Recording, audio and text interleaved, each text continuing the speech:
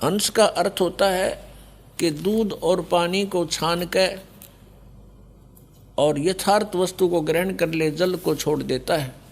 हंस एक पक्षी होता है, उसमें गुण दिया है भगवान ने कि आप एक गिलास दूध में एक गिलास जल डालकर उसके सामने रख दो पात्र में, उसमें से वो चोंच डबो करके दूध पी लेगा और जल शेष रह जाएगा।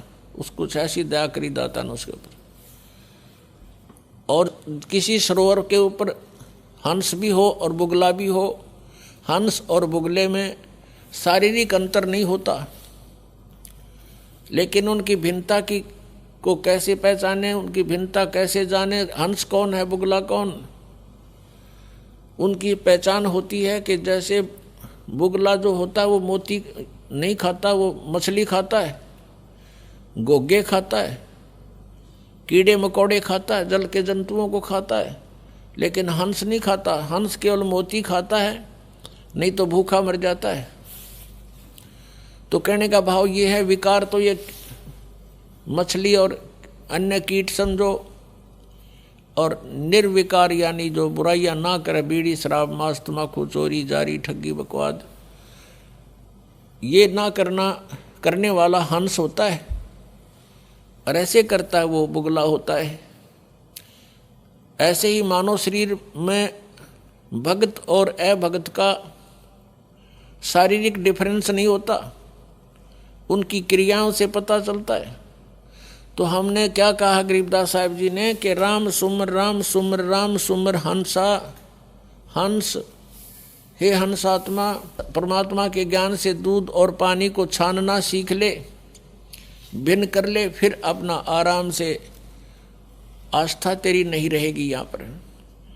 अब ये नहीं कि परिवार के प्रति आपका कोई लगाव ना रहे, ये तो ये समझना चाहिए जब आपको ज्ञान हो जाएगा पुण्यात्मा, गणीकरण की आवश्यकता ना पड़े।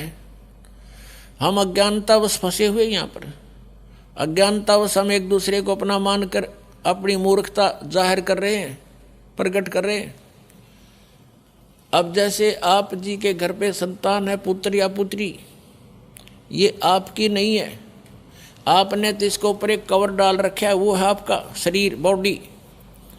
आप किसी की बच्चे पे या किसी की बेटी पे अपना कोई कपड़ा सिला के पहना दो उसको और फिर कहो मेरा है, तो कितनी समझदारी है आपकी। या समझदार को संकेत बहुत होता है। ऐसे सभी आत्माएं परमात्मा की हैं, और आपने इन पे कौर डाल लिया, अपने मटेरियल से शरीर दे दिया इनको बनाकर, लेकिन इनको अपना मान लिया। इनको आप अपना ना मानकर परमात्मा का मानो, मालिक का मानो, आप नौकर जानो उस परम पिता की, तो आसानी से आप इस जीवन को पार भी कर लोगे। भगवान से डरते हुए आपने इनके साथ रहना है कि मालिक के बच्चे की आत्मा नहीं दुखानी चाहिए। आप नौकर हो उस परम पिता के, और ये बच्चे हैं उस भगवान के, आप उनके नौकर लगा रखे हो। आपको धन दिया है इनके लिए, इनको पढ़ाने को, लिखाने का, अच्छे कपड़े पहनाने का और प्यार से रखने के लिए आपकी ड्यूटी है। इनका प्रत्येक कार्य आप करो भगवान से डर के कि भगवान के बच्चे हैं, और जितना आपको उस मालिक ने आपको इनके लिए धन दिया है उसको उतने ही एवरेज से व्यय करो, एक्स्ट्रा मत करो, और उसी में से आपका धर्म पुण्य भी आप करो।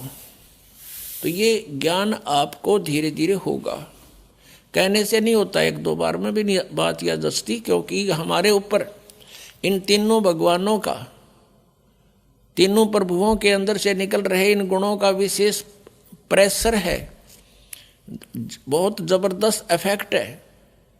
तो धीरे धीरे ये ज्ञान सुनने से, परमात्मा के मंत्र, एंटीबायोटिक, ये कैप्सूल खाने से, तो ये नशा और ये इनका प्रभाव हमारे ऊपर से कम होगा।